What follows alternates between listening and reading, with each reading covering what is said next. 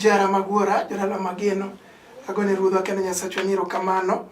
Kuom loso thuolo ma jaber machal gima mar mondo wawuo kodi kit weche machal nadi ma Jehova oloso thuolo ni an mawuoyo kodi. Nyinga Pastor Goro Ngaro Isaiah, awuok e kanisa mar Bahati Ministries Israel Ler e piny Kayole. To kapok wacho wach moro amora to wadhi kulo wiwa piny mondo wami Nyasaye polo kod piny duong'. Jehova mar oganda lweny ruodha, chunya odendi jakondo mula, erokamano kuom loso thuolo ni mondo yal weche ni ka kinde pod nitie. Duong' gi pak odog ni Adonai mana kuom Yesu. Amen. Jara magwara, adhi wuoyo kodi e ndiko mawuok e Mathayo 21. Mathayo 21. Thuon wach to wacho ni ji orwako Yesu gi mor kodonjo Jerusalem. Mano nyakwar Jesse, chier mar choke, jatelo donjo Jerusalem. Kodonjo Jerusalem, to gima ng'eyo ni Yesu kodonjo kamoro, to dalano ok dong' kaka nyocha ne entie. Yesu kolimo od ng'ato, to dalano ok dong' kaka nyocha ne entie. Kane en dala mane nyiero mane seyo, to dalano ok dong' kaka nyocha ne entie. Kolimo nyar ng'ato mane seyo kendo ne nyiero, to papers ne japuonj loko nying papers go mag kwamo. Koseloko nying papers mag kwamo, to japuonj loso dalano, loso odno ma pesa papers go eko beber papers man kod chia. Mane Yesu modwa yalo kawuono, nyakwar Jesse moromo, nyakwar Jesse man kod nyalo, simba mar dhod Juda, ja paradiso moromo, en kende mibiro yale kawuono. Yesu muga chier mar choke, jakondo mula kende. Mumba kona niya, kane gichopo Bethfage e got Zeituni man machiegni gi Jerusalem, Yesu nooro jopuonjrene ariyo nyime kowachonegi niya, dhiuru e dala man nyimucha, to gi kanyono mudonje, ubiro nwang'o kanyna motwe kaachiel gi nyathine. Kanyna motwe, to kata kotwe kanynano, to nyathine bende otwe. Jara magwara, nitie jok ma kowe kanyna motweyo, moketo kamoro motweyo kanynano, to kanynano ero, kata kapo nono ni kanynano ero en kanyna mano nego bed ni miyo pi to ok thag chunye. Kanynano ok chande ni kanyna manaketo manaweyo chande bo modho, mano ok chande. Kawuono ni okelo Yesu ka Jehova, chier mar choke ja Nazareth, Yesu mabiro siro ng'ama kwamo, momoke nete, momoke chong, momoke ura. Entiere en ka, owacho ni dhiuru e dala cha, to biro yudo kijana moro ma papers ne omoko.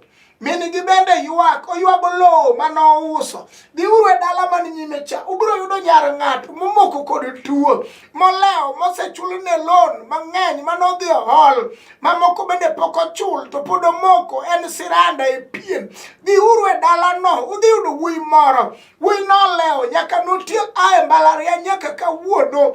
Kamoro amora modhiye ok onyal yudo resruok. Mano japuonj chiwo amuri ni dhiuru e dala cha. Ubiro dhi e dalano to uyudo nyako moro manodhi otimo arus. Aruseno nyaka kawuono pok oyude konyruok. Dhiuru e dalano. Udhi yudo nyako moro ma iye ramo, ma iye osebedo ka chando higa kod higa, osiptende te ong'e nying-gi.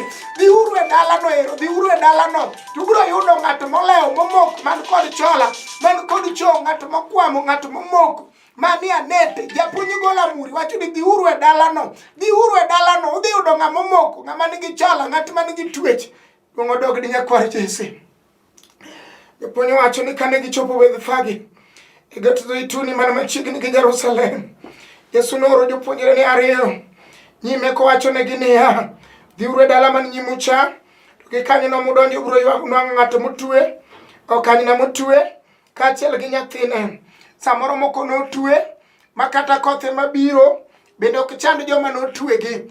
Man wawuoyo kuom joma twecho ma onge oruma, chunygi onge kod oruma, makata nyar ng'ato kwamo kamoro moleo be ok litne. Mano gibuoyogo, giwuotho godo ni to an bende akalo nyim dala gi ng'ane moro ma okwamo gi tuo cha. Mano be lokore kaka mbaka kuomgi. To japuonj man kod ruma to wacho ni dhiuru e dalano kawuono. Mondo wachop e dalano to wayudo ohala momoko ma ok sudi. Mondo wayud somb nyathi moro ma omoko ok sudi. Mano japuonj golo amuri ni donjuru e dalano. To dhi yudo ng'ato momoko, moleo, mokwamo, ma kata tedo mare ok nyal dhi, kata kendo mare ok nyal dhi. Dhiuru e dalano. Udhi yude kobet kanyo, ka owuoyo kata bada gi lwete kende nikech owacho ni mese na te mane gweng'ni nosetedo. Adong' alokora gi minyiere koro gweng'ni. Kakalo to ji toye mbaka, ji toye lak. Punyo chiwo muri donjure dalano. Dalano ero dala minyiero no donjie uru. Donjure dala ma ng'ato osetuore mang'eny no. Kama geno koro rume no wakele Yesu geno. Kanyo wakele Yesu duoko. Kanyo wakele chier mar choke. Ja Nazareth maparo Lazaro kanie bwo liel. Donjuru e dala no. Uyudi e ng'at mokwamo, ng'at molewo, ng'at maonge, ng'at manyalo limo, ng'at maonge, ng'at manyalo wuoyo godo, ng'at maonge, ng'ama nyalo goyo godo mbaka. Igoyo kode mbaka nang'o to gin jok manodong'. Kawuono ni wakelo Yesu ja paradiso, ng'at manyalo pudho ng'ato kama ng'ato nodong'e. Ondike Zaburi 42 niya, noywaya kogola chuodho motimo todo. Kawuono ni ja paradiso biro ywayo ng'ato kagolo chuodho motimo todo. Wacho niya, wasom gima ondiki. Ondiki niya, dhi uru e dala man nyimucha. Gi kanyo no mudonjo ubro nwang'o kanyo na motwe. Kaachiel gi nyathine. Gony gi uru mondo ukelnagi. Wach ni mondo gonygi. Mondo kawuono pepas mag ng'ato nyaka gony. Nyaka inyar ng'ato miwacho ni ok nyal ting'o nyathi kawuono wacho ni nying Yesu ja Nazareth ijino nyaka bed gi nyathi. Oloko nying Ana elela kata kane nyiere. Mamon wetene koting'o ndope kadhi aora to oloko nying Ana gir tugo. Jehova Jaire, Jehova Shalom, Adonai Ebenezer. Onge ng'at maromo kode pok aneno. Jabura ni to onge ng'ama inyalo pimgo iluongo ni jaura maono. Wacho ni dhi uru jomogangore gi misike mapek. Yierane misigo mineno ka pek e mbele ni kawuono wateri ir jatend lweny. Wacho ni donjure dala cha to biro yudo kanyna motwe to gonye uru. Kelna uru kanyna no ero. Yesu nigi duoko. Ok nugonye to weye kanyo. Ok ni wuoge tuo tilinge kanyo. Iwuoge tuo no ero. To Jehova mi nying manyien. Omiyo Jakobo kawuono ni Jehova biro mi nying manyien. Okone Jakobo ni winji kawuono Jakobo. Ok chak luonge ni Jakobo, iluonge ni Israel, ng'at mogwedhi. Kawuono ni oparo Sarai. Ogolo nying mar Sarai iluonge ni Sara. Kara Jehova to jalo loko nying ng'ato. Oloko nying Sarai momiyo nyathi elela. Donjure dala cha, dala ma ng'ato kwame no. Biro yudo ka nitie kanyna motwe kod nyathine. Gony gi uru to ka ng'ato penjo u. Wasam gima ondiki. Andeke wang'e. To ka ng'ato penjo u gimoro. Wachne uru niya, wuon gi dwaro gi. Mano jakondo mula. Ka ng'ato penjo ni ng'ama nochiwo muri mondo dalani ogoye mabati. Wach ni Yesu ka Jehova mochiwo muri. Ni yawuoyi me dalani nyaka yud tich. Ohand nigi nyaka sud mbele. Wach niya, Jehova ema owacho ni mama ni nyaka yud nyathi. Wach niya, Jehova ema owacho ni tuo ni nyaka rum. Wach niya, Elgibo ema ochiwo muri. Wach niya, ane madwaro joma nutwego eko mondo wuog kamiti. Nyaka giwuog Naivasha e maximum prison. Ok prison ma kawaida. Imedo ni maximum. Matenda niya, kanyirito piny kod malo. Matende twich kod jela mane ginitie. Irito dhoget. Irito nyaka witado. Onge kama ng'ato nyalo muomo go. Kanye ma japuonj wacho niya, donjure dala no. To kudhi yudo ng'ato motwe. Notwe e kong'o. Ako yudo musara. Musara kong'o lale kong'o. Gony gi uru. Ukel gi ira ka. Note utwe gi ter. Maka gineno kamoro ma giwinjo ni kama ter nitie. Gi wuok gi ng'wech ka gidhi kanyo. Kawuono ni gony gi uru. Notwe gi dwanyruok. Ma ute gi ok ginyal bede gi kwe. Gony gi uru kawuono ni. Duong' odog ni ja Nazareth. Duong' odog ni Adonai. Kawuono ni biro gonyo ng'ama okwamo. Momoke anete. Momoke ura. Momoke kwamo. Momoke chola. Momoke ura. Ja paradisi biro siro ng'ama olewo. Momoko maonge ng'ama nyalo reso. Jok mane nying ne onge go. Jok mane gweng' be ok par ka gin dhano. Jok mane gweng' ok ne ka gimoro. Gony gi kawuono ni japuonj owacho ni kelna gi uru ka. Ka ng'ato penjo u ni ng'ama wacho ni nyar ng'ani nyaka yud tich. Wach ni jakondo Mula wacho ni tarik ma kawuono ni be nitie korona kata onge korona, to japuonj biro yawo ni dhot ondiki e fweny adek matindo aboro, nabiro keto dhot e mbeleni ma onge ng'ama chako loro. Koro kata ne twig tich adi sadi kuma nade mane wich ang'o, mane wi Maimuna magole buo pi mar mondo mi odhi olorgo nyim dhoranga ng'ato. Kawuono ni nying Yesu ja Nazareth wawacho niya, nying Yesu mar polo mombakona e fweny abich niya, we ywak ne sibuor mar dhod Juda emoselocho, en kende sa 45 matindo ariyo wacho niya, abiro mako badi makora chwich kendo ibiro loyo wasigu manie mbeleni. Nying Yesu ja Nazareth ibiro loyo nyaka tuo mochung' mbeleni momiluongi kaka ng'ato motwe tuo. Ibiro loyo nyaka wasigu mochung' mbeleni momiluongi kaka ng'ato bro manomoko makar gi ok nyal sudo, matedo ne ok nyal sudo, makendo ne ok nyal sudo. Nying Yesu ja Nazareth ok lichnwa be ok bichandowa ni ng'ama nade manodhi kuma nade mowacho ni dalani to nobed dala chong, dalani nobed dala ura, dalani noyude mana yawuoyi mamer. Nying Yesu komanda mar jokedo chier mar choke ja Nazareth Yesu ratego wawacho ni ya kawuono ni kidino ibiro ng'iele, obiro wuok e dhorangajino. Kawuono ni gony gi uru ondike na machielo 13 miwa mandero miwa teko.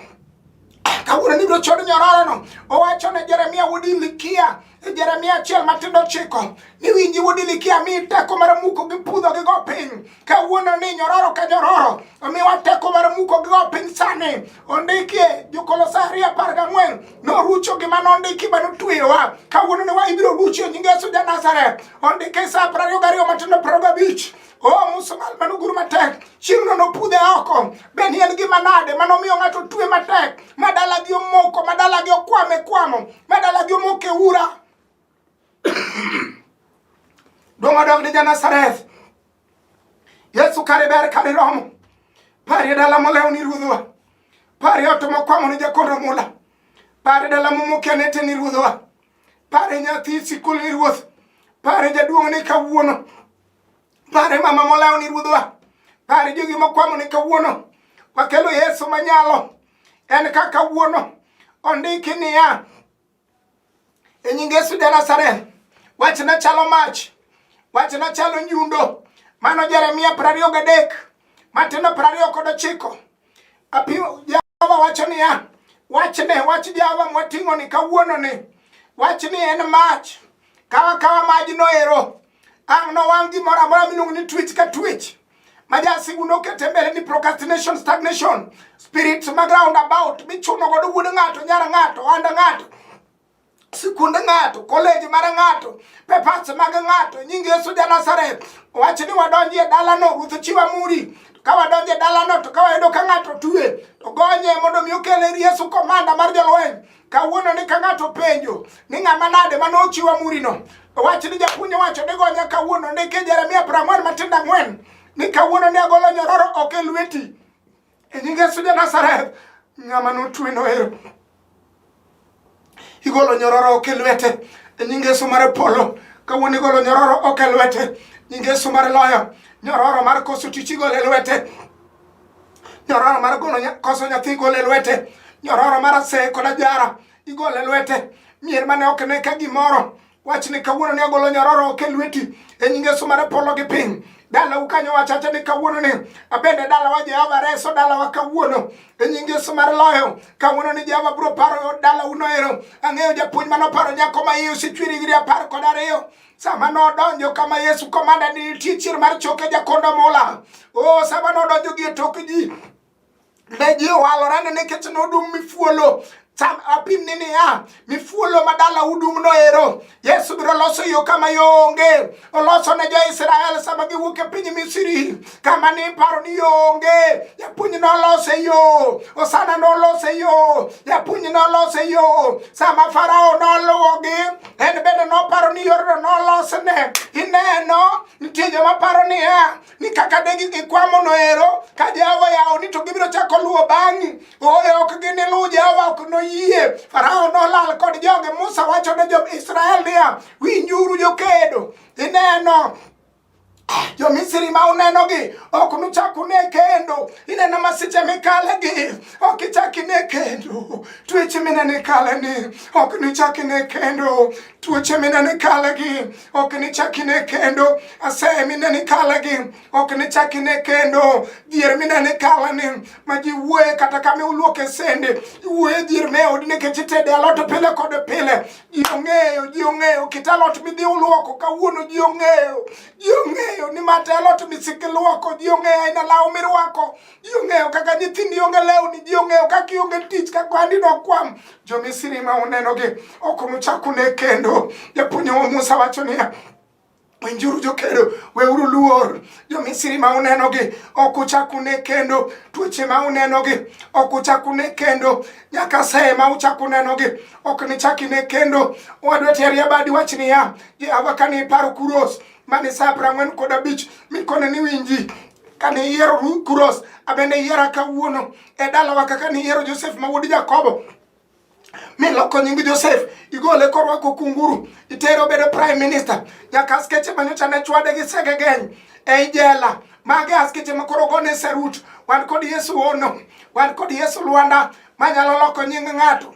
Wete gi Joseph mano use kano duogo. Ok ne giyudo Joseph mano usi, mane no mwasi, mane en slave. Giduogo giyudo prime minister. Joma no wacho, ok inyal, dala wuok nyal, puothini ok notingre. Gibiro duogo, gibiro yudo gimopogore madhogi moki. Kara wan gi Jehova, wan kod Nyasaye ma ich Adonai El Gibo, Jehova Nisi Yahweh, entie kaka kawuono ni ananiana.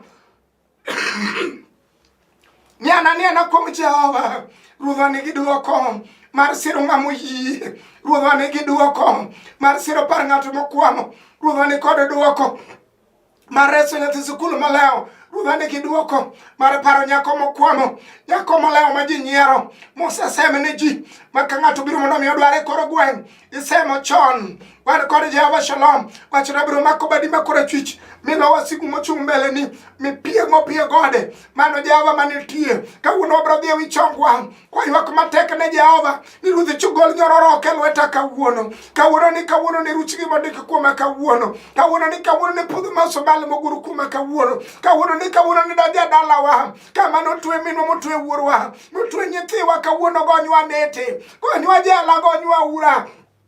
Mane Jehova mwakelo nyinge kawuono ni oromo, jatend lweny oromo, japaradis oromo, uwuoyo kod Nehemia, Nehemia 4, Nehemia idhi gero inga mar Jeriko, apim ni jera magwora, idhi gero inga mar dala Jerusalem. Gima ng'eyo jera magwora ni kata mana dala u manotamre agera, nyako andi manotamre chung, ibiro los kendo. Jehova biro loso machak chung kendo. Kata jo ajara nitie, kata jo Aseye nitie, kata jo modagi nitie, ibiro chak gere kendo. E nying Yesu ja Nazareth, ibiro chak gere kendo. E nying Yesu mar Polo, ibiro chak gere kendo. Duong' odog ni wendo, duong' odog ni jatend lweny, duong' odog ni Ebeneza.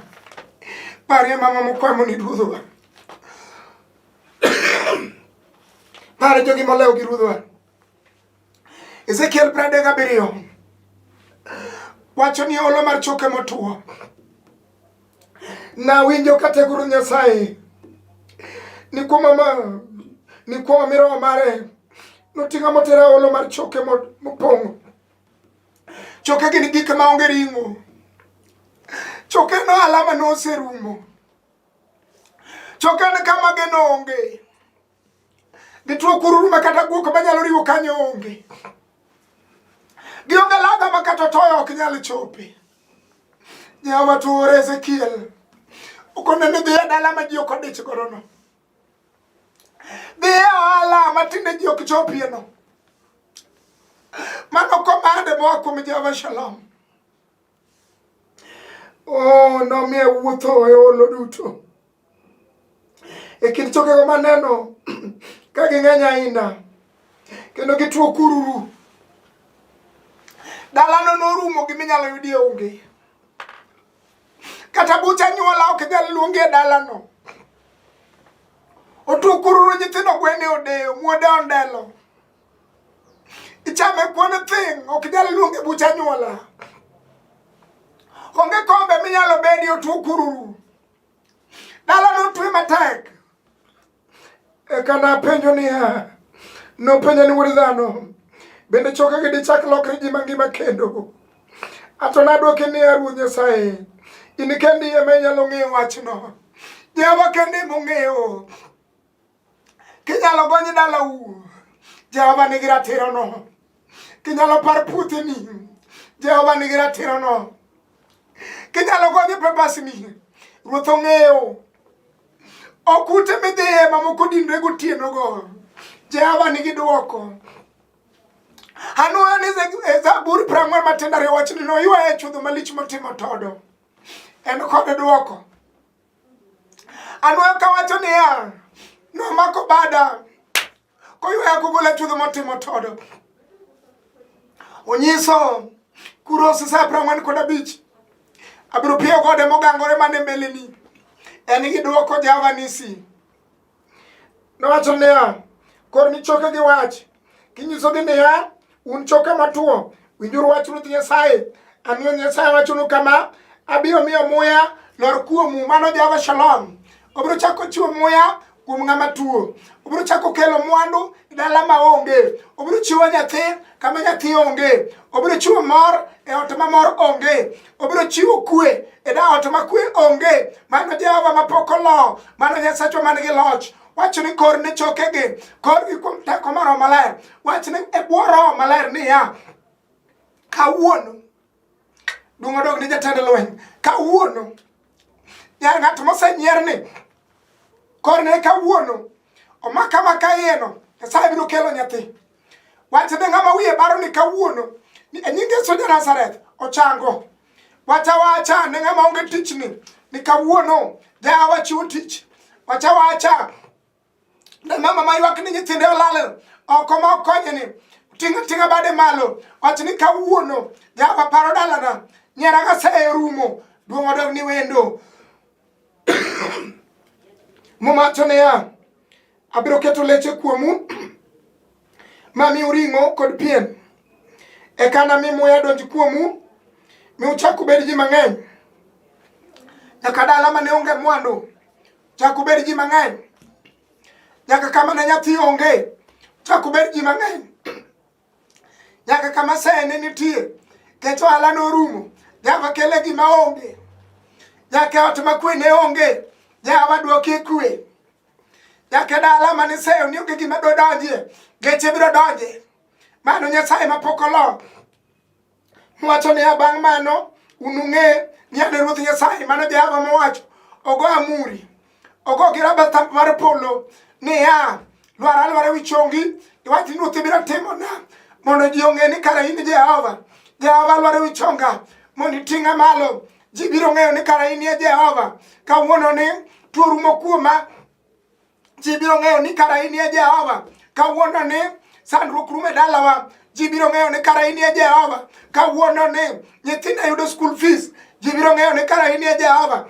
Kawuono ni dalawa iting'o malo. Ji biro ng'eyo ni kara in Jehova.